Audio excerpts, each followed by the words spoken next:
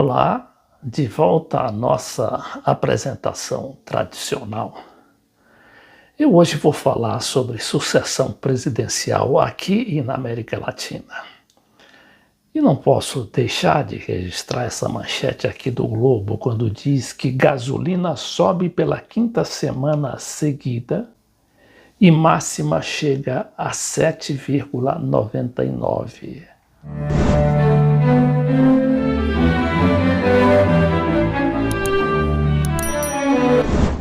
Claro que essa vai ser uma questão levantada na campanha eleitoral e por isso deixa o presidente da República cada vez mais nervoso, já que ele é o chefe da Petrobras e também da ANP, que estabelece aqueles preços abusivos da gasolina e do gás de cozinha. Mas então a gente vai falar, como eu dizia, não é, nas eleições da América Latina, porque elas têm muito a ver com o que vai acontecer no Brasil nessa eleição de 2022. A gente viu que houve eleições na Nicarágua, super contestada aí pelos Estados Unidos, a Europa e as chamadas potências ocidentais, mas foram sustentadas pelo Maduro na Venezuela, Cuba, pela Bolívia e também pela Rússia, que fez uma declaração contestando a posição do presidente Biden dos Estados Unidos, que classificou a eleição do Daniel Ortega, que no caso é a reeleição, como uma farsa. Mas o que é que isso tem a ver com o Brasil? Tem muito a ver, não só pelo clima eleitoral, que naturalmente vai influenciar o clima brasileiro, como também pelo fato de a eleição já estar criando um certo nervosismo, sobretudo naqueles países como a Colômbia, por exemplo, que se vê, não é, na iminência de perder a eleição para um candidato de esquerda. A gente pode até classificar isso como um absurdo, mas se lembrar que a Venezuela era tão dependente dos Estados Unidos quanto a Colômbia hoje depende do Washington, a gente é só recordar a eleição do Chávez para saber que as coisas também costumam mudar na América Latina. Então, a eleição latino-americana foi repercutir ontem em Israel, onde se encontra o presidente da Colômbia, o Ivan Duque, que, como aqui no Brasil, não é? Aliás, muito mais do que o Bolsonaro, o Duque se declarou ele mesmo incapaz de levar uma campanha adiante e acabou desistindo da reeleição. E seus candidatos, dele e do Uribe, que é o grande chefe. Pois é, aí o presidente Duque foi obrigado a quase que desmentir o seu ministro da Defesa, que fez violentos ataques ao governo do Irã, que estaria, segundo o ministro, patrocinando o terrorismo. O Ivan Duque, como a gente sabe, é um homem, um tecnocrata, um engenheiro, mas muito prestigiado por Washington, e que tem como chefe político o Álvaro Uribe, aquele cidadão que é muito vinculado, segundo a imprensa internacional, tanto ao narcotráfico quanto ao paramilitarismo. Mas Ivan Duque teve, mesmo assim, em enfrentar seu ministro da Defesa e dizer que a Colômbia tem relações com o Irã e respeita essas relações, ainda que se veja no direito de defender o território colombiano do que ele chama de ameaça terrorista, que não deixa de ser também uma alusão indireta ao Hezbollah.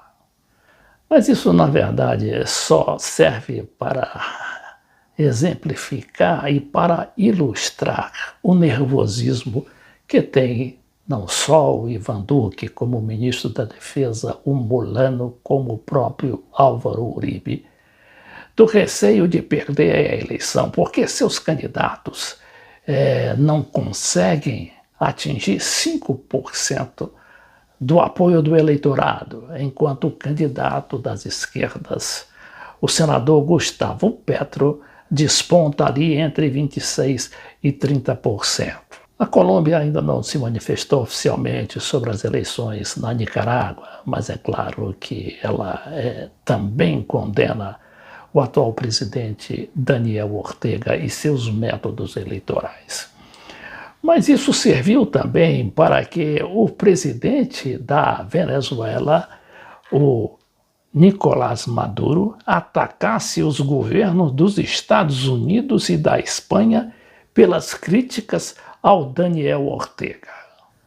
Diz aqui o jornal El Tempo de Bogotá que o presidente venezuelano Nicolás Maduro criticou duramente esta segunda-feira os governos que classificam de farsa as eleições da Nicarágua, ao mesmo tempo que defendeu a vitória gigantesca de seu colega nicaragüense Daniel Ortega, reeleito para um quarto período em questionadas eleições. Maduro ainda afirmou que os Estados Unidos estão chamando os governos e os ministérios das relações exteriores dos países aliados a Washington para que emitam um comunicado, aí ele chamou de covardes, sobre a situação na Venezuela.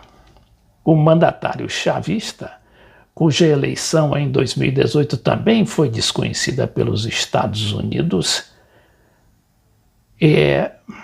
contou que conversou durante 15 minutos com Daniel Ortega e sua esposa Rosário Murillo, para felicitá-los pela sua impressionante vitória, que foi de 75%. Daniel Ortega e a Frente Sandinista têm 5 vezes mais votos do que os covardes que se pronunciam contra as eleições da Nicarágua. São uns covardes. Estamos com a Nicarágua. A Nicarágua não está sola, disse Maduro. O jornalista brasileiro Beto Almeida, que se encontra cobrindo as eleições da Nicarágua para a Telesul.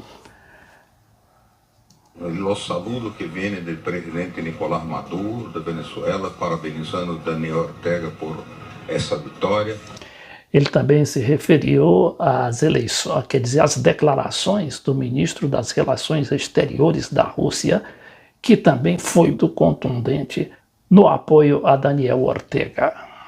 Também do presidente de Cuba, Díaz-Canel, parabenizando também o presidente Daniel Ortega e Rosário Murillo. Vêm também outras expressões que são bastante representativa, como a declaração do canciller da Federação Russa, que manifestou uma forma condenando a maneira com que o presidente dos Estados Unidos, Joe Biden, se referiu às eleições de Nicarágua, desconhecendo o valor destas eleições. Bom, e aqui no Brasil, como a gente falou no início deste vídeo, não é? O preço da gasolina continua castigando o povo, mas também o presidente da República, Jair Bolsonaro, que se mostra nervoso. Diz aqui essa notícia do jornal, do site Brasil 247, que Bolsonaro volta a mentir sobre o preço do combustível e diz que lucro da Petrobras passa a ser castigo. Incapaz de alterar a política de reajustes dos combustíveis que penaliza a população e beneficia acionistas estrangeiros, Bolsonaro volta a criticar a Petrobras em defesa de sua privatização. O Bolsonaro sabe muito bem que não vai conseguir privatizar a Petrobras, porque o primeiro veto que ele vai ter é justamente do Exército, que é a sua grande base eleitoral, inclusive. Mas isso é campanha eleitoral que já está na rua e estamos também em pleno vale tudo. E aí Bolsonaro voltou a atacar a Petrobras nesta segunda-feira. Depois de falar em ficar livre da Petrobras, entre aspas, para defender sua privatização, Bolsonaro classificou como castigo o lucro que a companhia obtém sobre o preço dos combustíveis. Em 3 meses, a Petrobras lucrou 31 bilhões de reais. Agora acabou a roubalheira na Petrobras, estão dando lucros extraordinários. Agora a situação é tão complicada pelo preço do combustível que o lucro passa a ser castigo, disse Bolsonaro, acrescentando que o custo de produção do litro da gasolina é de R$ 2,30, mas os postos cobram mais de R$ 7 pelo combustível e, segundo o Globo, agora já está R$ 7,99, com base no levantamento da Agência Nacional de Petróleo.